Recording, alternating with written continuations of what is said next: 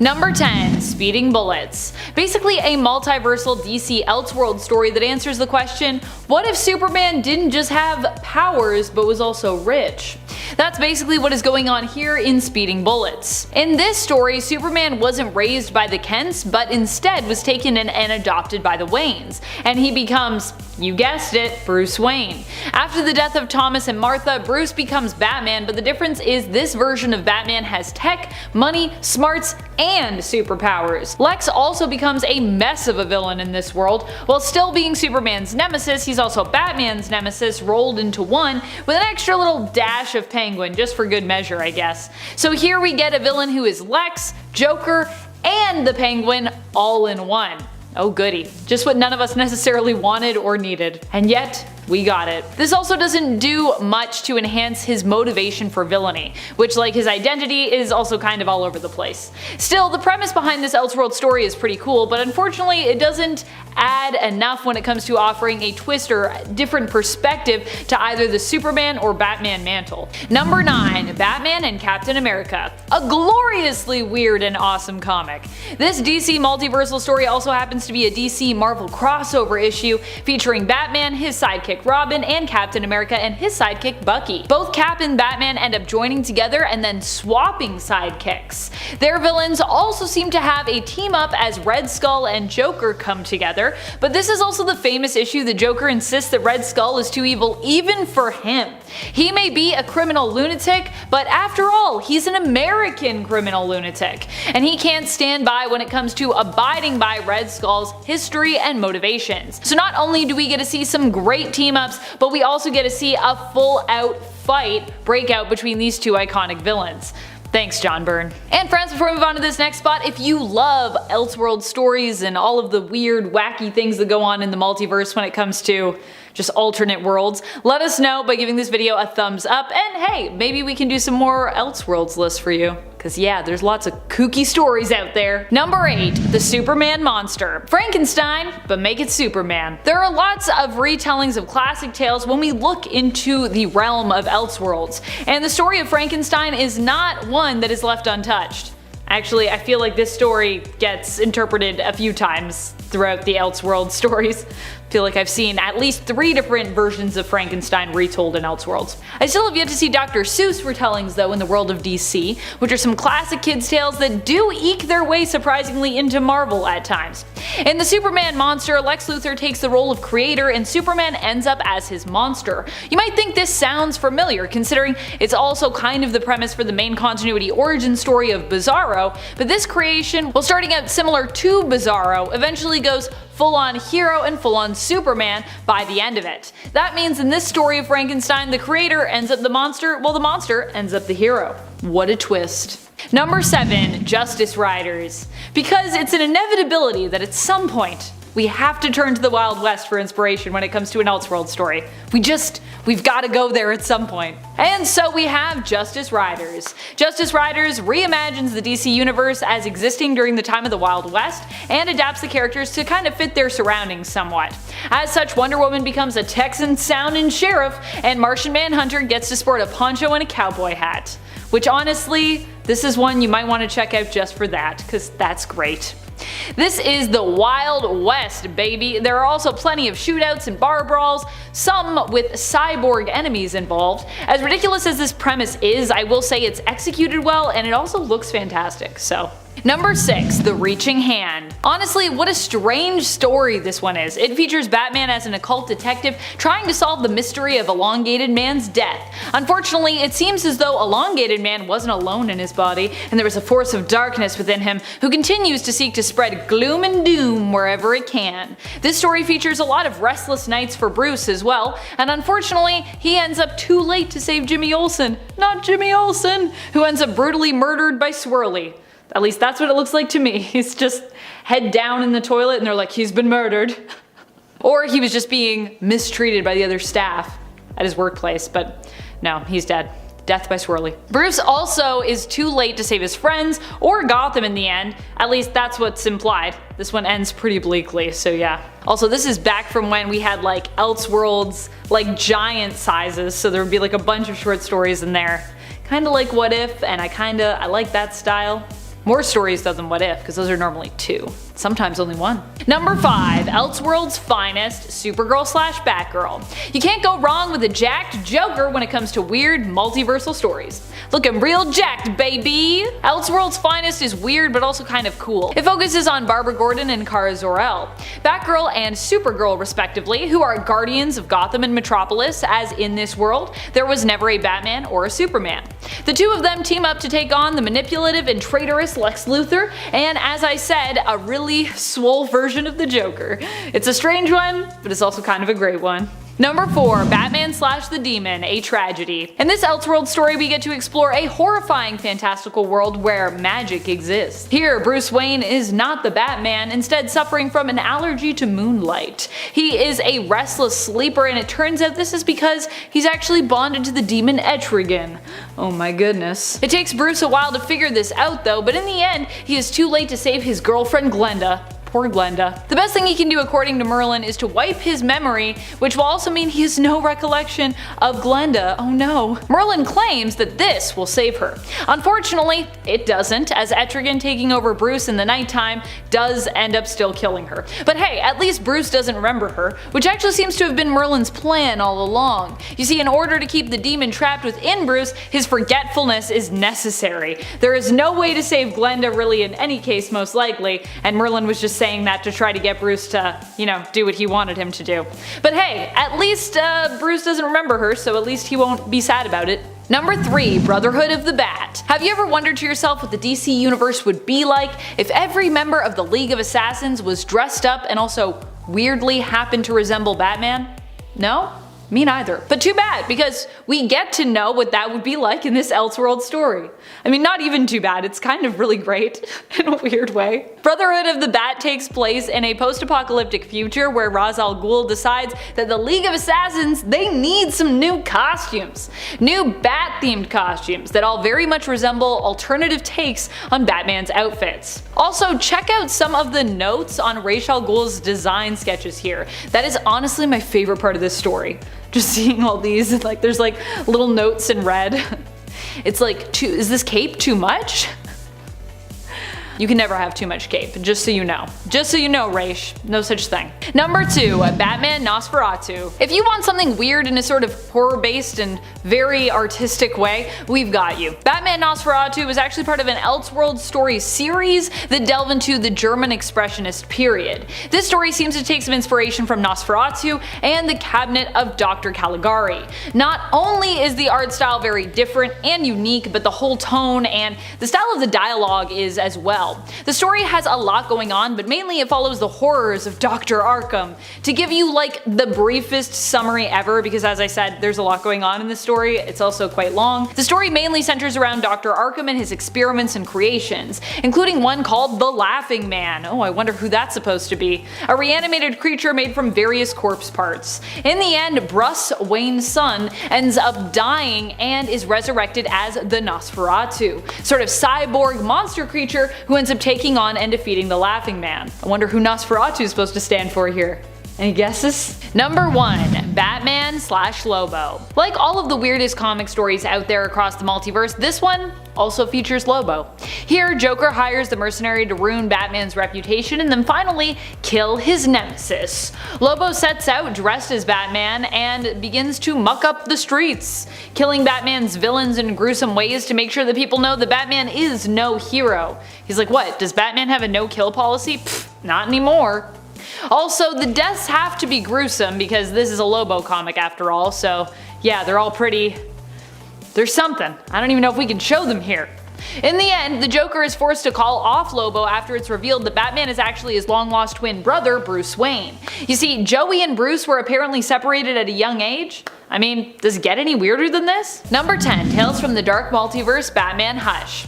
I actually really love this story, but it's also kinda out there, especially when you consider it has its own sort of theme song and a very creepy tone. In Tales from the Dark Multiverse Hush, Bruce Wayne is the one who becomes a version of the Hush character. It would be more accurate though to say that he becomes a version of Hush and Batman if they were kinda combined together.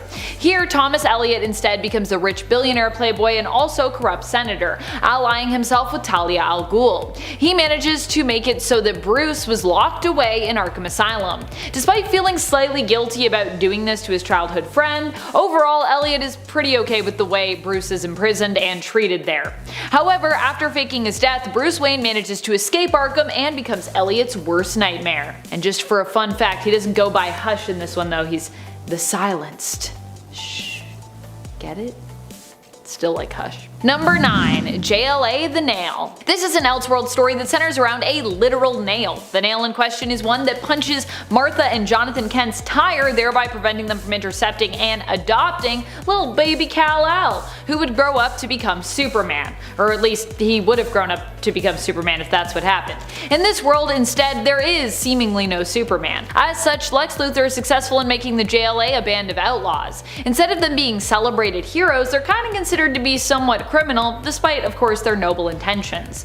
What I will say is at least a lot of this artwork is pretty good. Most of the limited series ends up being kinda dull, save for a few scenes and plot points. The parts that I found the most interesting were one where Selina gets therapy while sexy posing on a desk, another being a fight involving Joker with anti-grav mitts versus Batman, which takes place after Joker has successfully killed Batgirl and Robin. Batman ends up broken as a result of the Joker's actions here. We later learn that the Superman of this universe is basically a very sensitive Jimmy Olsen who is bonded with the remaining traces of Kal-El's DNA found in this crash-landed spaceship. Jimmy doesn't like it when people laugh at him. He ends up in a fight with the real Kal-El, another interesting part of the 3-issue series, who it turns out was adopted by the Amish, hence why he never became a hero, as he preferred to stay within his community. So we get an Amish Superman, and then we also get Jimmy Olsen Superman, but he's pretty much evil. Also, what is that costume he's wearing? Sorry Jimmy, I didn't mean to laugh at you. Sorry. Alright friends, before we move on to this next spot, if you are loving this list and you want even more multiversal tales, let us know that you love it by giving this video a thumbs up. And also let us know in the comments what other multiversal tales you have loved or you have thought are super weird, or that you loved and thought were weird. I mean, they don't have to be mutually exclusive. Number 8. Tales from the Dark Multiverse, Wonder Woman, War of the Gods. I don't even know what to really make of this multiversal story. All I can tell you is buckle in because this dark multiverse story is, yeah, dark. To be fair to this one shot though, I don't really even know what to make of the War of the Gods story in the main continuity, which I also found a little confusing, so it makes sense that this is where I would be as well with the dark multiverse version. A little confused.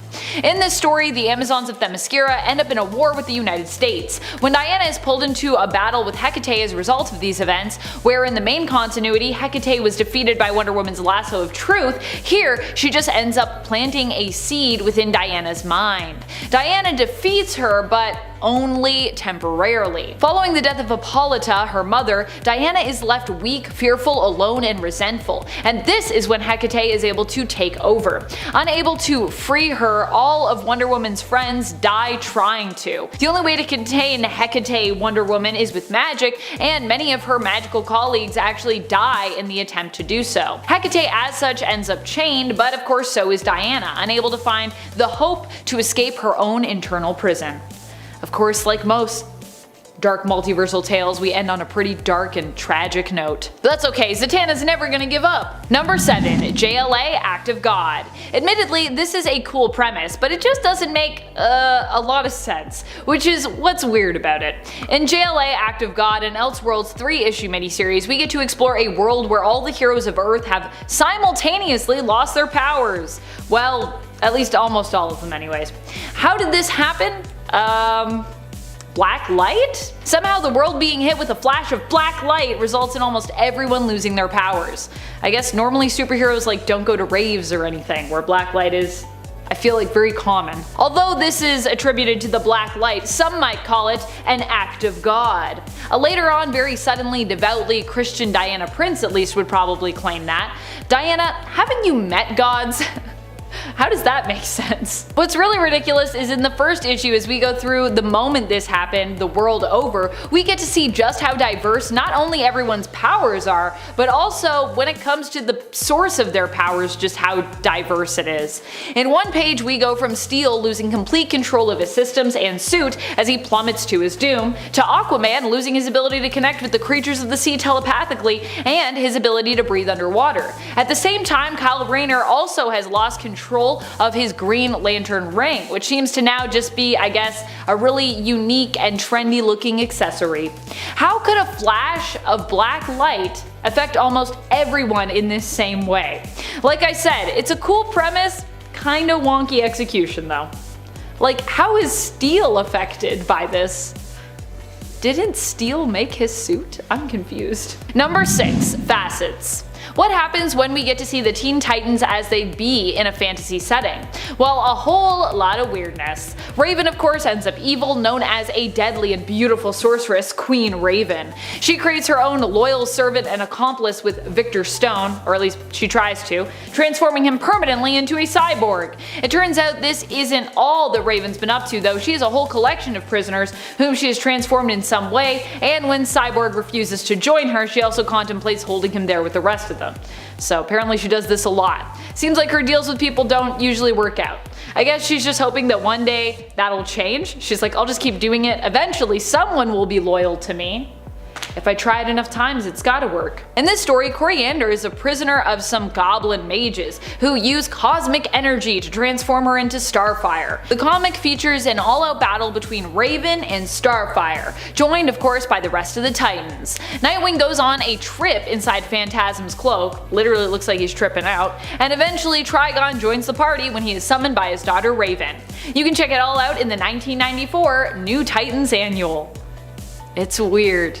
It's definitely weird. Also, some of these outfits are interesting. Number 5. Superman at Earth's End. I don't even know where to begin with this comic. Oh boy. Okay, so Superman here is one of the first iterations of course, the old man heroes to come that we've come to love so much. See, before there was Old Man Logan, there was Old Man Supes. In this Elseworld story, we are in a post-apocalyptic future where machines rule supreme and mutants basically run amok. Also, there is an army of Batmen and vicious biker gangs because, I mean, why not? The year I believe is 2102, so possibly this is what we'll be dealing with in just over 80 years time. Honestly, the way things are going, I could maybe see that being our future.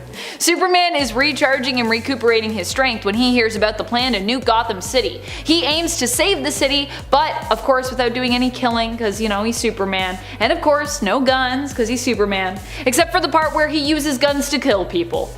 Except for that part. Mostly robo and really bad people though, so I guess for Supes it doesn't count. It features the famous "I am a man" memeable moment, which actually was shouted in response to an android by the way, so out of context it's really weird, but within context it actually like kinda makes some sense. It's still pretty weird, but it's not as weird.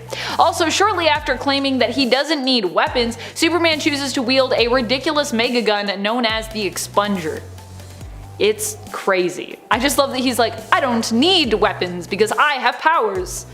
I would never do that. And then like flip to like 2 pages later and he's like, look at this giant expunger, I'm gonna use this mega gun. Number 4. All-Star Batman and Robin. Not so much a story as a full series, but I have other full series on this list, so it's fine. All-Star Batman and Robin consists of 10 issues, all of which are pretty weird when it comes to the depiction and characterization of a lot of our favorite superheroes, villains, and their allies even. Once again, we get a super jacked version of Joker in this comic. We also get a version of Vicky Vale who seems far more obsessed with Superman's manhood and dates with Bruce Wayne than any kind of serious reporting. And of course, then there are Batman and Robin. What a dynamic. Batman in this comic is the worst kind of hero, an entitled one. This is the version who refers to himself as the goddamn Batman and makes Dick eat rats and sleep in the Batcave initially. Because he's Batman and he can do that. He also torments Hal Jordan Green Lantern by painting himself, Robin, and the entire room and corridor yellow, and also serves and consumes yellow food and drink around him, with Batman enjoying some lemonade and Robin devouring what appears to be an all yellow ice cream cone. All-Star Batman and Robin has to be one of the weirdest multiverses out there. and every time I go back to it, I'm like, what is happening? What is this characterization? Number 3, JLA Created Equal. Okay, so All-Star Batman and Robin is the not so great kind of weird, but JLA Created Equal is just the weird kind of weird. In this 2-part Elseworld story, we get a glimpse into a world where all the men, or almost all the men, were killed off by an unexpected and sudden plague. The only 2 left alive are Superman and Lex Luthor in this reality, and yet for all the powerful women who remain, this book sure manages to still be about the male characters within it. In Created Equal, Superman attempts to help the rest of the new, almost all-female JLA figure out a way to repopulate the Earth. I say almost because Superman's still there, so yeah. The main concern is how to ensure the survival of the human male gender, as if they made clones, with their technology and resources, they'd actually only be able to produce female ones. I guess they can't like tamper with the genes, they can't like tamper with the DNA, or I don't know how you make clones anyway, so I probably shouldn't tell other people how to do it. Eventually, Lois Lane and Clark Kent end up conceiving a son who is born and named Adam. He accidentally hugs his mother to death, and then Lex, being Lex, unleashes a plan to take control of all the young men who were created and raised on Themyscira, thanks to Adam's existence and his resilience. Also, he makes them all bald, because this is Lex Luthor. So, yeah. Oh, what a weird story. Come and join me, and also I'll be bald, because you all have lovely hair and it offends me. Number 2, Batman Reptilian. Ah yes, the story of an alien baby that belongs to Killer Croc because he was influenced by aliens while inside his mother's womb, which is how he's even mutated and also makes him like, I guess, a hybrid alien-human creation technically. In this beautiful yet bizarre story, Batman is attempting to track down whoever is killing all of his rogues. What he finds out though is that it isn't any one of the other villains, but Croc's baby that he just gave birth to. Killer Croc of course didn't know that he could do that. I mean, neither did we. It turns out that this is a result of him being part alien in origin, or being tampered with by aliens when he was like a fetus. The newborn babe, it turns out, just wants its mama, but for what purpose remains to be seen. Killer Croc can't nurture it, as you know, he doesn't have like the biological equipment for that. After we get through that whole slog of that's not gonna work, it's also implied that the giant alien monster baby wants Croc to mate with it, which is also thankfully out of the question when it comes to Croc's willingness, so thank goodness, because I thought this better not be where this is going, oh my goodness. Did I mention that Batman is also a huge jerk throughout this entire series? Cause yeah, this is Garth Ennis behind the writing wheel, and that is very much a thing. Which I'm not surprised by, that's kind of Ennis' whole thing, so yeah. I actually like Batman being a butt in that story more than I like him being a butt in Frank Miller's All-Star, so yeah. Number 1, Batman Last Night on Earth. This one was where the thumb came from in part 1 of this list. I had intended to actually include this story there, but then I got distracted by the Batman and Lobo crossover. Understandably so, I think, because that's also super weird. But that's fine, because it just means that Last Night on Earth gets a higher spot on this list of bizarre multiversal DC stories. Batman Last Night on Earth is a book that exists outside of the continuity and belongs to the DC Black Label line. Also, Reptilian is part of that same line, just so you know. Black Label primarily is made up of titles that are more adult in terms of their content and their themes. Here that translates to Batman wearing a straitjacket version of his suit in a post-apocalyptic future, where Joker is just a head in a jar. They also end up fighting giant monster baby Green Lantern constructs in issue number 1, just to give you a sense of the level of weird that we're dealing with here. But it's like a fun weird. It's like a, I'd recommend this weird. I give it 2 weird thumbs up. Alright, number 10, Batmite. If you've heard of the extremely weirdly named Mr. Mxyzptlk, then you have a small understanding of the reality warping imps who inhabit the 5th dimension. This Batman megafan is basically a small childlike imp who wears a loosely fitting homemade batsuit with a black lightning bolt symbol. But don't let his goofy looks trick you. He has nearly limitless magical abilities. He's not technically a hero, but he's also definitely not strictly a villain. A being of this level of power can't really be either, because there's no way it would lose in whatever it wanted to do. He idolizes Batman and just wants to see him in action. So when Batman gets angry with him for being a nuisance, he usually sets things straight and just leaves, which is honestly kind of adorable. Number 9, Dino Cop. We have a few anthropomorphized characters on this list, but none of the others are dinosaurs. Dino Cop is from Earth 41, which is an Earth containing characters who are all pastiches of heroes from Image Comics. He is Rex Stegman, a humanoid humanoid dinosaur-like character who is also a police officer, supposed to be the DC equivalent to Savage Dragon. He is absolutely dedicated to preserving the peace in his undinosaur blue-collar worker way. He teams up with another superhero from Earth 41, Spore, who is supposed to be like Spawn, but more planty. I don't think his powers really matter too much when we talk about the weirdness of this character, but they are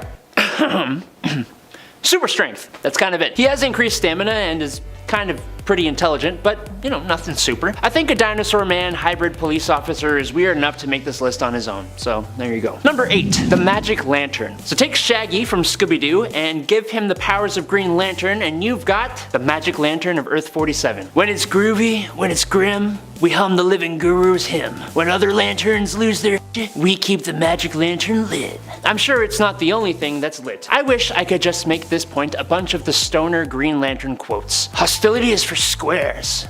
Get with the blueprint. Are we groovy? Or do I gotta kick your non-Euclidean alien butts into the galaxy next door? The Magic Lantern is the Green Lantern to the Earth 47 Justice League, known as the Love Syndicate, whose members include Sunshine Superman, Shooting Star instead of Batman, Speed Freak, Brother Power, and the Geek. And they first appeared in Animal Man number 23, and were expanded upon in the Multiversity Guidebook. And every time I see them, I just wanna be a part of it. Number 7, Danny the Street. Yeah, no, I think this is the wildest concept for a hero I have ever heard of. In case you didn't clue in, or for that matter, actually didn't believe it, Danny the Street is a living, sentient street who can teleport to any city in the world. He was first introduced in Doom Patrol Volume 2, number 35 in 1990, and his main purpose and drive in this world is to bring happiness to those who inhabit whatever city he is currently at, giving those who have nowhere to go a place to rest their heads. It's nice. He likes to cross-dress and dress himself in nice pink frilly decorations on some of his buildings, including weapon stores. He eventually became the headquarters of Doom Patrol. At one point, he grew to be Danny the World, and then he was deconstructed down to just Danny the Brick, and was even just the humble Danny the Alley at one point. Even saying that sentence makes me feel like, what am I doing with my life? I'm talking about awesome sentient streets. Mom would be proud. Number 6. David Dibble. David Dibble dibble-dabbled in some kind of dubious scientific debauchery which decidedly turned him into Dig Dabby. Turned him into Big Baby, otherwise known as Behemoth. Hailing from Earth 8, where there are characters that seem to be DC's parody for Marvel characters. As part of the Retaliators, genius alternate name for the Avengers, Behemoth is basically the Hulk, turning from a scientist into an extremely strong monster. Only the unfortunately named David Dibble, instead of turning into a green savage beast, turns into a giant blue mega baby. While he used to have a dumbed down intelligence when transformed, he has managed to recover his intelligence over time, just like how Marvel's Green Goliath did the same. The baby part of this is probably the strangest part, but it does reflect how Hulk basically acts like a tantruming toddler when he transforms. Number 5. Eterigan, or Etrigan, or Etrigon, or Eterigan. He could be considered really cool or really weird, honestly. Eterigan rocketed to an Earth of eternal twilight from the doomed planet of Camelot. Who does that sound like? Maybe another hero who rocketed to Earth from another planet that starts with a K? They sound similar because Eterigan is an alternate version of Superman with quote-unquote overnatural abilities. From Earth 13, a planet of the supernatural and occult. Eterigan fights evil in Merlin's name alongside the League of Shadows as the Super Demon. Together, the League of Shadows faced off against an invasion of super vampires. And later, Eterigan became part of the Supermen of the multiverse, targeted by prophecy, and allies with them to come up with a plan to free the other alternate Supermen. A demon Superman is weird, but he won't be the weirdest alternate Superman to hit this list. Number 4. Yankee Poodle. I think I could effectively choose any one of the characters from the animal universe of Earth C for this point, but of all the characters a part of the Zoo crew, Ali Cadabra, Captain Carrot, Little Cheese, none really make me say, what? Quite like Yankee Poodle. Gossip journalist Rova Barkett, an anthropomorphic poodle, see what I did there? Would moonlight as Yankee Poodle, a superhero with the powers of magnetic manipulation that for some reason allowed her to shoot semi-solidified electromagnetic blue-colored stars with her right hand, push things away, and generate red and white stripes with her left hand in order to bring things to her. I don't know. If she put these powers together though, she can generate highly destructive magno blasts. But for me, the best best use of her power is she could travel by forming a ramp of stripes in front of her while propelling herself along it by shooting stars behind her. No, I didn't make any of that up, just so we're clear on that. Number 3, Robert Rogers. This one has got a fun little twist. So, back in 2002, DC teamed up with Stan Lee of Marvel Comics fame, and together they released the Just Imagine series, which is basically, why don't we let Stan Lee come and make a bunch of characters with the ideas of DC characters? It is actually honestly a great idea. One of those characters ended up being Robert Rogers from Just Imagine Shazam #1. And yes, he is Stan Lee's Shazam. When I tell you he is absolutely nothing like the regular Shazam, I ain't kidding. I mean, other than saying Shazam to activate his powers. For starters, he is not a kid. He is actually an agent with Interpol, and he is assigned to the tough agent Carla Noral, who together go to India to hunt down criminal Gunga Khan. Secondly, he is empowered by the wizard Merlin to hunt down Morgana Le Fay. And finally, when he yells the word Shazam, he transforms into a giant, hairy, red-fanged creature with a necklace of bones. Gosh, I love Stan Lee. Number 2, Milkman Man. The DC Universe Wiki says that Milkman Man is an imperfect copy of Superman. Excuse me, DC Wiki? This is an improved copy of Superman. All that calcium, strongest bones you've ever seen. I bet. In JLA/Doom Patrol Special, the Doom Patrol has discovered that an interdimensional corporation called Retco has been stealing stories, reconfiguring them, and repackaging them for new markets. Retco has embedded itself into the current continuity, using the radioactive milk of psychic cows to quell the more dangerous impulses of the Justice League and turn them into heroes safe for the masses. That is literally the quote from the official summary. I am not even joking. Milkman Man has all the same powers as the famous Kryptonian superhero, only he's a milkman, and central part of the Community League of Rhode Island, a sinister group of pleasant-spoken normal folks. Please just do yourself the favor of reading this story and trying to figure out what the heck is going on. Number 1, KFC. Okay, it's weird enough that we have Colonel Sanders in the mainline continuity, but after his adversary Colonel Sanders takes the memory of all but the second of KFC's 11 herbs and spices from Sanders' brain, he is visited by Colonel Arla Sanders of Earth 11, who relays some information. 1. Apparently, every Colonel Sanders variant in the multiverse is close with the Flash of that universe, which is weird. Number 2, she remembers a different herb and or spice from the recipe, meaning every alternate Colonel will remember a different herb or spice, which is weirder. And number 3, with the help of her Flash and her cosmic treadmill, they're going across the multiverse to form the multiversal team of Colonel Sanders, which is the weirdest part. There's Colonel Gaslight, Colonel from Kingdom Come, the future Colonel Ladd, Bizarro Colonel, Teen Titans Colonel, Comrade Sanders, and a Wild West Sanders. But my absolute favorite, and one that should make absolutely no sense, and if you really think about it, is kind of sick and twisted, is the anthropomorphic Chicken Sanders from the post-apocalyptic Earth 51, whose second line is literally Bach! Appetite. What the bok? Number 10, the Wonder Twins. Oh, super friends. Sometimes you just introduce characters that are only a good idea in a kids show. Jaina and Zan are alien twin sister and brother from the planet Exor, who have these super cool sounding power rings that activate when they fist bump and say Wonder Twins power activate. It sounds so cool, and it sorta is. Jaina can turn into any animal she chooses with her power. That's neat. But it's not as spectacular for Zan, who can only turn into water in one of its forms. He can turn into H2O, steam, or ice. Honestly, I could see it being used in some pretty cool ways, which is why they are so high up on this list, but still rather unique. Number 9. Doll Man. Alright, so we take the G.I. Joe toy and Jada Pinkett Smith and we will make them superheroes. With the power to shrink down to 6 inches tall while retaining the strength of a full-grown man, Daryl Dane, Doll Man, with his partner Martha Roberts, Doll Girl, is a founding member of the Freedom Fighters. He would fight crime during the 1940s and in World War II. That was when he first appeared in All-Star Squadron No. 60 in August of 1986. More recently, the power of size manipulation had a psychological effect on him, causing him to be confined to a mental institution, and then trapped in his 6-inch size with other soldiers of similar height in a miniature world. Until, get this, they fuse together as a mega monster form which just looks and sounds terrifying. Anyone ever seen Toy Soldiers? I loved that movie back in the day. I am Archer, emissary of the Gorgonites. No, I'm Adam, emissary of Top 10 Nerd. And if you're enjoying this video so far, don't forget to smack that like button. It helps us know that you like us, right? I don't know. Number 8.